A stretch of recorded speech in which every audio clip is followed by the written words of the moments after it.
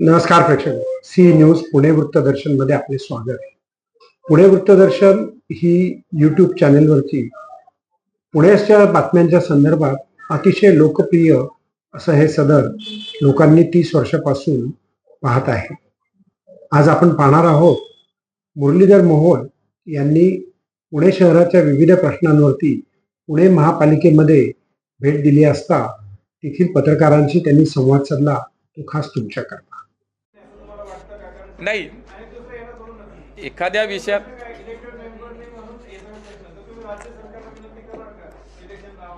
नाही, राज्य सरकार सुद्धा सगळे सकारात्मकच आहेत. आता ती न्यायालयीन प्रक्रिया आहे, त्याच्यामध्ये जेव्हा निर्णय होईल तेव्हाच घेतीलच. पण मला असं वाटतं की मी म्हणत नाही काम करणे, काम चांगलं चाललं आहे. मी म्हणालो की काही प्रकल्पांची कामं खूप चांगली चालली आहेत, काही प्रकल्प वेगाने काम होणं आवश्यक आहे. आणि म्हणून या शहराचा लोकप्रतिनिधी म्हणून माझी ती जबाबदारी आहे की महापालिका असेल, सार्वजनिक वाहतूक व्यवस्था, मेट्रो असेल, याच्यामध्ये ती कामं वेगाने व्हावीत, अधिक कामं व्हावीत, ती पूर्ण व्हावीत, नवीन काही कामं करायची या संदर्भातल्या आजच्या बैठका.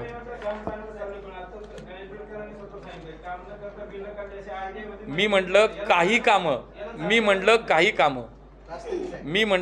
कामं असं म्हटलं, काही कामं जर चुकीची होत असतील तर त्याच्यावर कारवाई करण्याची सूचनाही मी दिल्यात. ते तुम्ही ऐकलं असेल कदाचित.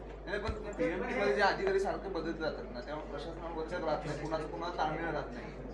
6 महिन्याला बदल्या होतात त्यांच्या अधिकाऱ्यांचे. प्रशासकीय कामाचा त्याचाही विचार करू, पुढच्या काळात लक्ष देऊ. गेल्या जवळपास एका आठवड्यात 3 महिन्यापासून एक अतिरिक्त नाही आहेत. एका आठवड्यात 2 अतिरिक्त नाही आहेत.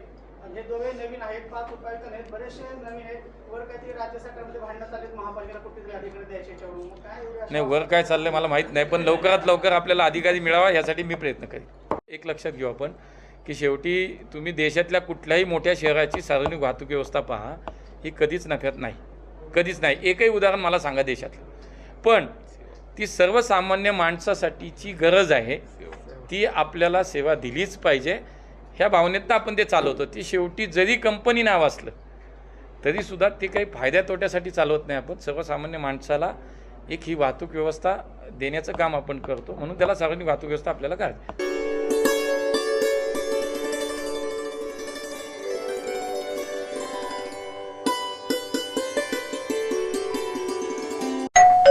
अहो उठा ना, ऑफिसला नाही का जायचं? अगं मला आज फ्रेशच वाटत नाही, काही करायची इच्छाच नाही. अहो मग तुम्ही आजपासूनच न्यू युनायटेड फार्मसीचे गुड मॉर्निंग चूर्ण घेणं सुरू करा. अपचन, मलावरोध, बद्धकोष्ठ, आम्लपित्त आणि पोटाच्या तक्रारींवर खात्रीशीर आयुर्वेदिक उपाय. गुड मॉर्निंग चूर्ण. 35 वर्षांपासून सगळ्यांच्या पसंतीचे गुड मॉर्निंग चूर्ण औषधांच्या प्रत्येक दुकानात मिळते.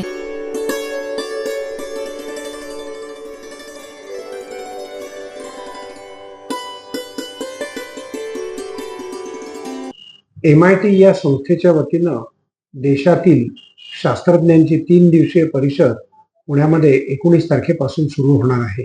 त्याबाबत डॉक्टर रघुनाथ माशेलकर, विजय भटकर यांनी दिलेली ही माहिती. मोठी कॉन्फरन्स होती अशासकीय, पहिला MIT किती महत्त्वाचा होता, कारण देशाला स्वातंत्र्य होऊन जवळपास तुमच्या मनातली कल्पना होती, आज प्रत्यक्षात येते. काय भावना आहेत आणि काय गरज होती आणि कसा याचा फायदा होऊ शकतो?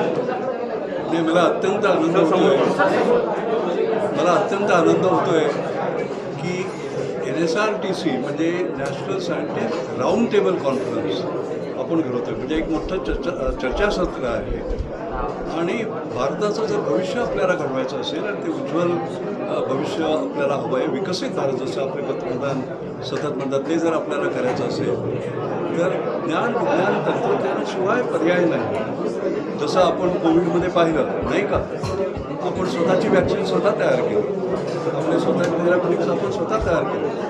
डायग्नोसिस आपल्याला कोविड झालं की नाही हे कळत नव्हतं, आपण चायनाकडनं घेत असतो, ते सोडून आपण स्वतःचे करून आपण एक्सपोर्ट करायला. हे सगळं सायन्समुळे झालं.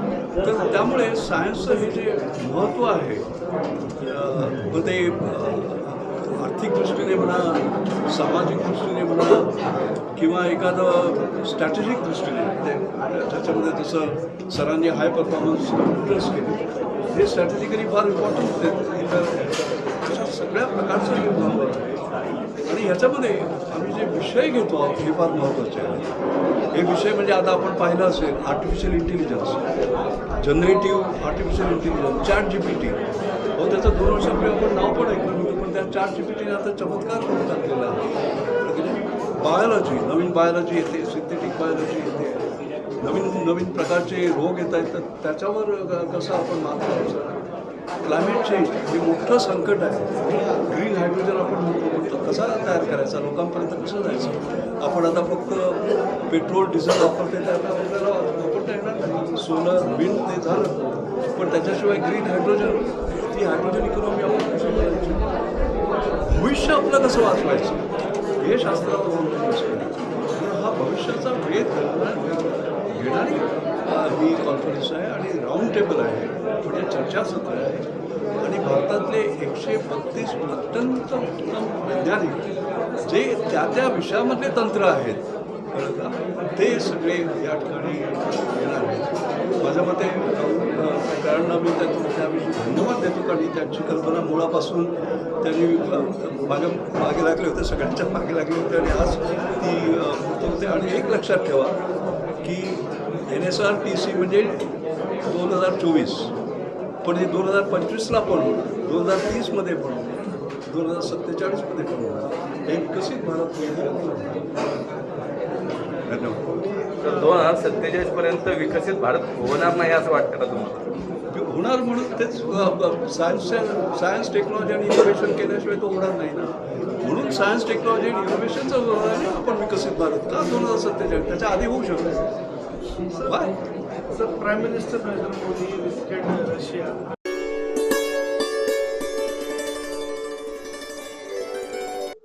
देशामध्ये भारत संचार निगम लिमिटेड ही आता ऐतिहासिक कंपनी आपल्याला वाटते, पण ती विश्वासार्ह होती. तशीच जे आता मोबाईल कंपन्या आल्या त्यांनी आता मन मानेल तसं दर वाढवायला सुरुवात केलेली आहे आणि ती होणार होतीच.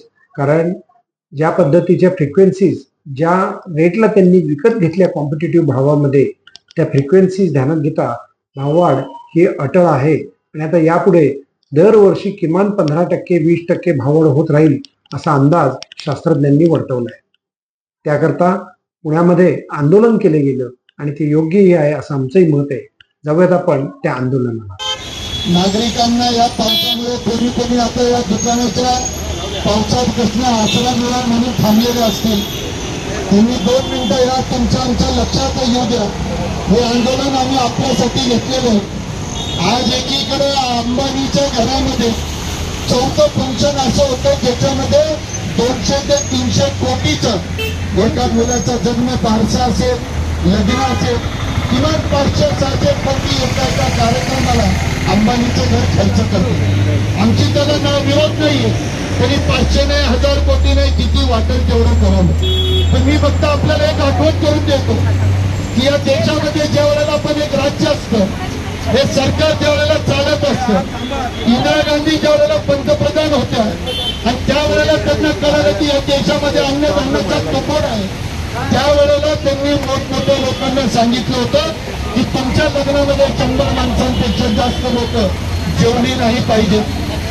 जे तुमचं असेल ते अन्नधान्य गरिबांना वाटलं गेलं पाहिजे. हे त्या सरकारचं काम होतं. आज 300,000 कोटी रुपये शाहरुख खान असेल किंवा मोठमोठे नटी तारका असतील, सगळ्यांचा धंदा नाच त्या कार्यक्रमामध्ये चालतोय आणि त्यांच्या कंपनीला मोबाईल रिचार्जच्या माध्यमातून 200-300 रुपये वाढून दिलेले. हे 200-300 रुपये कुणाचे? हे सामान्य लोकांच्या खिशातले. तुमचे पैसे जाणार आहेत अंबानीच्या खिशात, तुमचे पैसे जाणार आहेत भारतीय एअरटेलमध्ये, तुमचे पैसे जाणार आहेत व्होडाफोनमध्ये. हे मोठमोठ्या कंपनीनी लोकसभेच्या निवडणुकीच्या अगोदर ज्यांना इलेक्ट्रॉनिक बॉन्डच्या माध्यमातून मोठमोठ्या 300-200 कोटीचं जे काही देणग्या दिल्या, त्या देणग्या वसूल करण्याची वेळ लोकसभा संपल्या सुरू झाली. आणि हे 200 कोटी 300 कोटी प्रत्येक कंपनीने जे भारतीय जनता पक्षाला देणग्या दिल्या.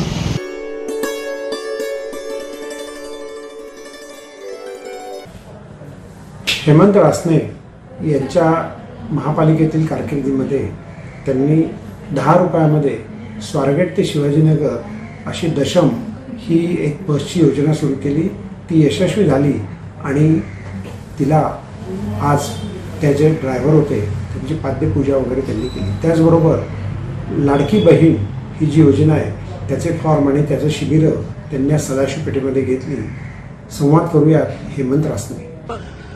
मुख्यमंत्र्यांची लाडकी बहीण योजना या दोन्ही योजनांचा शुभारंभ आज कसबा मतदारसंघामध्ये तिन्ही योजनांचा कार्यक्रम केला आणि जवळजवळ 30 ठिकाणी कसबा मतदारसंघामध्ये आमचे शेकडो कार्यकर्ते आज आपल्या लाडक्या बहिणींना ती सेवा देत आहेत आणि ज्यांचं मतदारमध्ये नाव नाही त्यांची नावांचा समावेश करतो. 30 ठिकाणी आपण ही केंद्र उभी केलेली आहेत.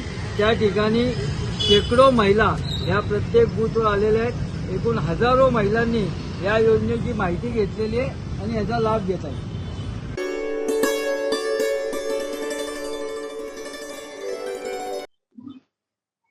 नमस्कार प्रेक्षको, सी न्यूज पुणे वृत्तदर्शनमध्ये आपलं स्वागत. ज्या पुणे महापालिकेमध्ये 15 ते 20 वर्ष मुरलीधर मोहोळ नगरसेवक, महापौर, स्टँडिंग कमिटी चेअरमन जात होते, त्याच महापालिकेमध्ये काल ते केंद्रीय राज्यमंत्री म्हणून आले. ज्या महापालिकेत त्यांची कारकीर्द घडली त्याच महापालिकेमध्ये ते काल पत्रकार परिषद घेऊन पुण्याच्या विविध प्रश्नांवरती त्यांनी माहिती दिली. खरोखरच एखाद्याच्या जीवनामध्ये कशा प्रकारे स्थित्यंतर येतात आणि दैव, नशीब याहीपेक्षा परिस्थिती त्या माणसाला ती संधी प्राप्त करून देते. आता यापुढची जबाबदारी आहे ती मोहोळ आणि त्यांच्या बरोबरच्या पक्षाच्या आणि कार्यकर्त्यांची, की पुण्याला एक चांगल्या प्रकारचं शहर बनवण्याकरता त्यांनी त्यांचं राजकीय वर्चस्व त्या ठिकाणी वापरलं पाहिजे. पुणेकर परत त्यांना ती संधी देतीलच, पण त्याकरता त्यांना जिद्द, चिकाटी आणि मेहनतीनं पुणे शहरात काम करावं लागेल. त्यांच्या कार्याला शुभेच्छा. पाहत रहा सी न्यूज पुणे वृत्तदर्शन.